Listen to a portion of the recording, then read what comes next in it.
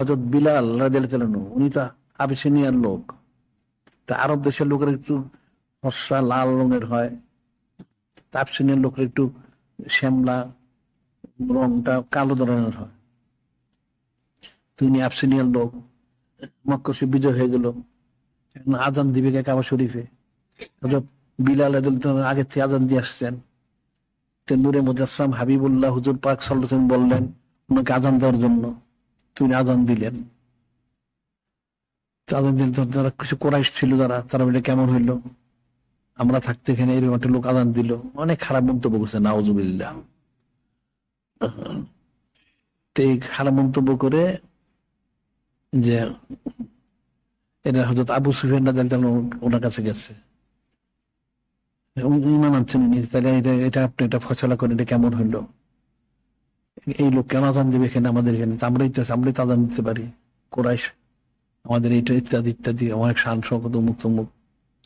তো উনি বললেন দেখো তোমরা এগুলো বলো না, তোমরা যাই বলো আল্লাহ পাক কিন্তু ওনার হাবিব মাহবুব নূরে মুজাসসাম হাবিবুল্লাহ হুজুর পাক জানাই দিবেন সব, তোমরা সাবধান থাকো। যাই হোক, পরে তো যখন বললো, পরে নূরে মুজাসসাম আল্লাহ পাক ওহী নাযিল করলেন, ইয়া আইয়ুহান নাস ইন্না খালাকতুম মিন যাকারিন ওয়া উনসা জাআলনাকুম শুউবান ওয়া কাবাইলা লিতাআরাফু ইন্না আকরামাকুম ইনদাল্লাহি আতকাকুম, এই আয়াত নাযিল করলেন। ইয়া আইয়ুহান নাস ইন্না খালাকনাকুম মিন যাকারিন ওয়া উনসা, হে মানুষের মত সৃষ্টি করছি একজন পুরুষ এবং মহিলা, আবুল বাশার রাসূল ইসলাম উম্মুল বাশার আলাইহিস সালাম ওনার থেকে। জাআলনাকুম শুউবা ওয়া কাবাইলা, জাআলনাকুম শুউবা ওয়া কাবাইলা, তোমাদেরকে গোত্রে গোত্রে সম্প্রদায়ে বিভক্ত করেছি, লিতাআরাফু, পরিচয় লাভ করার জন্য।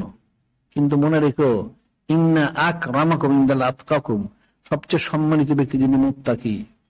আল্লাহ পাক নাযিল করলেন, তখন নূরে মুজাসসাম হাবিবুল্লাহ হুজুর পাক সাল্লাল্লাহু আলাইহি ওয়াসাল্লাম ডাকলেন, এদিকে আসেন, আপনি কি বলছেন?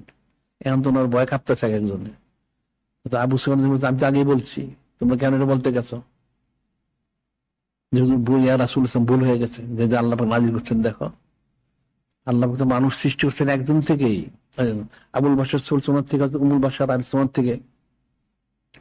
এখন এরপর আল্লাহ পাক গোত্রে গোত্রে সম্প্রদায় বিভক্ত করছেন, এটা মূল বিষয় না। মূল বিষয় হচ্ছে যে আল্লাহ ওনার সম্মানের যিনি সবচেয়ে বেশি মুত্তাকি, তো উনি তো সবচেয়ে বড় মুত্তাকি, সুবহানাল্লাহ। তো উনি আযান দিচ্ছেন, অসুবিধার কি আছে? বর্ণবাদীটা তো করছে কাফেররা, মুসলমান তো বর্ণবাদী না। মুসলমান হচ্ছে সম্মানিত সবচেয়ে বেশি মুত্তাকি। একটা লোক যদি মেহতর, যদি সেও যদি সম্মানিত হয়, সে ওলি আল্লাহ বুজুর্গ। বহু ঘটনা আছে, অনেক ওলি আল্লাহ যারা হয়তো আজাদ ছিলেন না, কিন্তু অনেক বড় ওলি আল্লাহ, ইতিহাস তো রয়ে গেছে, অনেক ইতিহাস আছে। সাহাবাই কিরাম রাদিয়াল্লাহু জীবনীতে আছে, তাবিঈন আছে। হযরত বেলাল রাদিয়াল্লাহু উনি তো স্বাধীন ছিলেন না, এরকম তো অনেক অনেক সম্মানিত হয়েছেন ওনারা। সম্মানটা তো ইয়ার সাথে না, সম্মানটা তো তার আকীদা ঈমানের সাথে, তাকওয়া পরহেজগারির সাথে।